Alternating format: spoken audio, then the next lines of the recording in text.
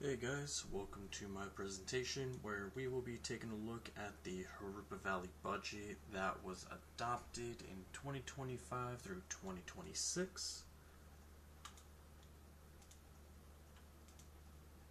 Sorry about that, a little bit of technical difficulties. The first thing that I wanted to take a look at was just to see how Harupa Valley was organizing their budget to ensure that their net activity is overall positive at the end of the year.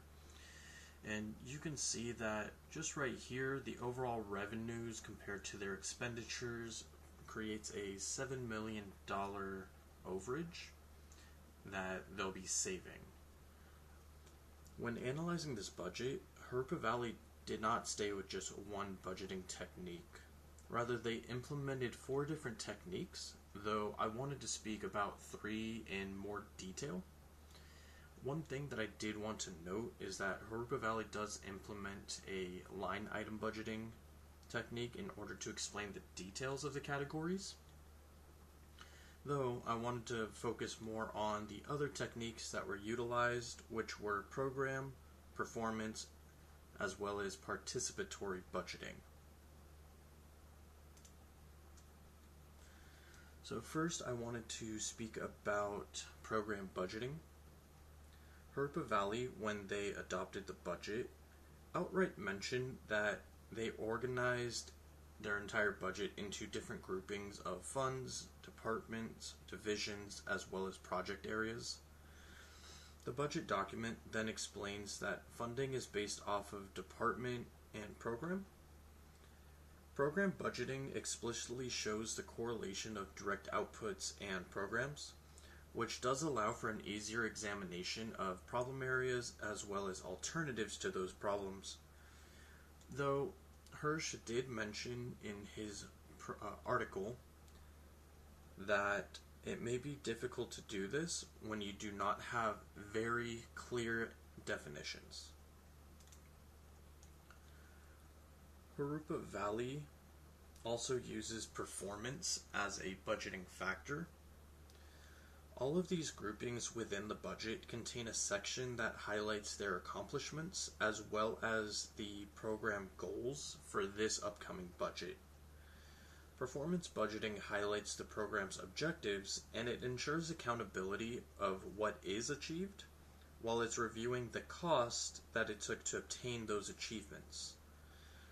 And even though this clarification is apparent, it may not be significant during appropriation meetings, and that's because the program itself may not be on the agenda of discussion, which ultimately limits how effective performance budgeting actually is. Lastly, I found it pretty cool that Harupa Valley utilizes participatory budgeting in their implementation of the 2025 through 2026 adopted budget. The City Council holds City Council meetings on the first and third Thursday of every month at City Hall, and this occurs at 7 p.m. if anybody would like to attend a City Council meeting in Harupa Valley. The public then shares their inputs on items that are on the docket, and this influences the decisions of the City Council members. These decisions then dictate the flow of spending within the budget. Participatory budgeting ensures that the community, their quality of life, and the overall well-being of the city are prioritized and heard. However, this budgeting technique only works if there is a two-way dialogue between citizens and local government.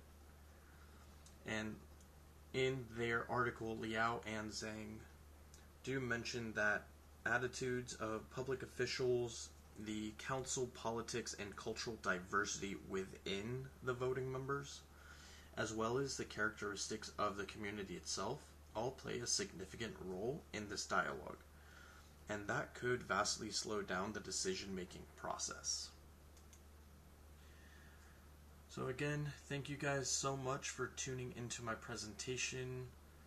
Please let me know if you guys have any opinions on the different ways that Harupa Valley is implementing a budgeting process, or if I did not see something. I'm really looking forward to watching all of your presentations as well to see how different cities are implementing their budgets. And I hope you guys have a great day.